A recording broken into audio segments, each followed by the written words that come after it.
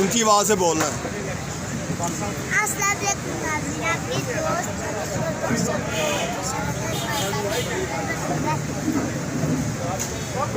आप अपना काम करते जाओ ना।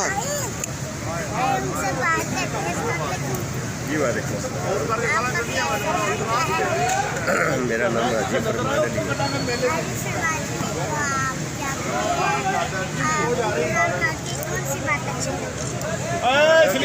सारी बातें अच्छी लगती हैं। आज उन्होंने बड़ी अच्छी बात की। आज मैंने इमरान खान के साथ अफ्तारी की है। इमरान खान साहब ने एक बड़ी बात की थी कि अगर आपने कुछ बनना है तो आपने अपने ख्वाब ऊँचे रखने हैं।